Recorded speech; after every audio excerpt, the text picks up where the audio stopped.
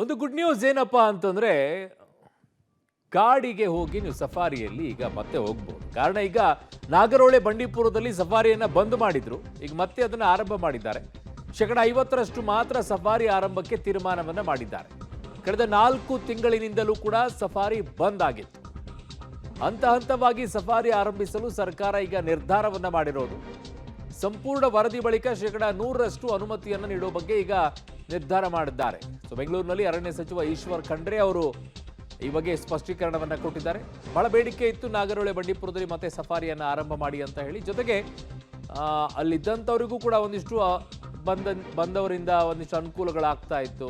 ಆಮೇಲೆ ಜೀವನೋಪಾಯಕ್ಕೂ ಕೂಡ ಆಗ್ತಾ ಇತ್ತು. ಕಾರಣ ಸಫಾರಿಯಲ್ಲಿ ಕೆಲಸ ಮಾಡುವಂಥವ್ರು ಭಾಳ ಜನ ಇದ್ರು. ಜೀಪ್ ಓಡಿಸುವಂಥವ್ರು ಅಲ್ಲಿ ಅವರೆಲ್ಲ ಈಗ ಏನು ಇಲ್ಲದೆ ಕೂತಿದ್ರು 4 ತಿಂಗಳಿನಿಂದ.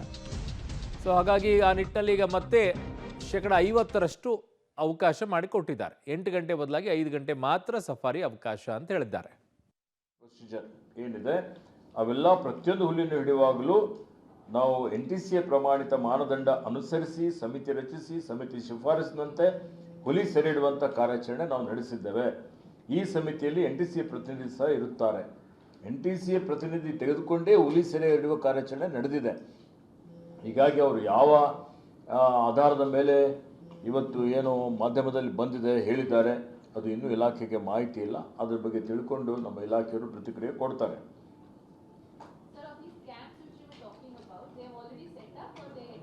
Camps are already been set up. So what is the Yeah. they have given for improvement of safari and to reduce the conflict?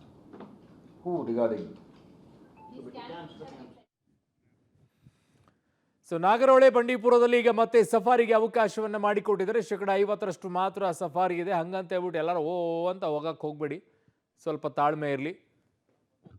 ಮತ್ತೆ ಈಗ ಎಲ್ಲ ಪರೀಕ್ಷೆಗಳು ಮುಗಿಯುತ್ತೆ, ರಜೆ ದಿನಗಳು ಬರುತ್ತೆ, ಮಕ್ಕಳನ್ನು ಕರ್ಕೊಂಡು ಪೇರೆಂಟ್ಸ್ಗಳೆಲ್ಲ ಹೋಗ್ತಾ ಇರ್ತಾರೆ. ಅದಕ್ಕೆ ಅವಕಾಶ ಮಾಡಿಕೊಟ್ಟಿದ್ದು ಒಳ್ಳೆಯದೇ ಅಂತ ಹೇಳ್ತಾ ಇದ್ದಾರೆ. ನನ್ನ ಸಹೋದ್ಯೋಗಿ ಸುಖೇಶ್ ನನ್ನ ಸಂಪರ್ಕಕ್ಕೆ ಸಿಗ್ತಾ ಇದ್ದಾರೆ ಪೊಲಿಟಿಕಲ್ ಬ್ಯೂರೋಯಿಂದ. ಸುಖೇಶ್, ಏನು ಹೇಳಿದ್ರಿ ಇವತ್ತು ಈಶ್ವರ್ ಖಂಡ್ರೆ ಅವರು? ಅರುಣ್, ಏನು ಸಫಾರಿಯನ್ನ ಕ್ಲೋಸ್ ಮಾಡಲಾಗಿತ್ತು ಅಂದ್ರೆ ಮಾನವ ಮತ್ತು ಪ್ರಾಣಿ ಸಂಘರ್ಷ ಶುರುವಾಗಿತ್ತು. ವಿಶೇಷವಾಗಿ ನಾಗರಹೊಳೆ ಬಂಡೀಪುರ ಆ ಭಾಗದಲ್ಲಿ ಹುಲಿಗಳು ಪದೇ ಪದೇ ಕಾಣಿಸ್ಕೊಂಡಂತದ್ದು, ದಾಳಿ ಮಾಡದಂತ ಇವೆಲ್ಲ ನಡೆಯಿತು. ಆ ಸಂದರ್ಭದಲ್ಲಿ ಪ್ರಾಣಿಗಳ ದೃಷ್ಟಿಯಿಂದ, ಹಿತರಕ್ಷಣೆ ದೃಷ್ಟಿಯಿಂದ ಸಫಾರಿಯನ್ನು ಕೂಡ ಬಂದ್ ಮಾಡಲಾಗಿತ್ತು.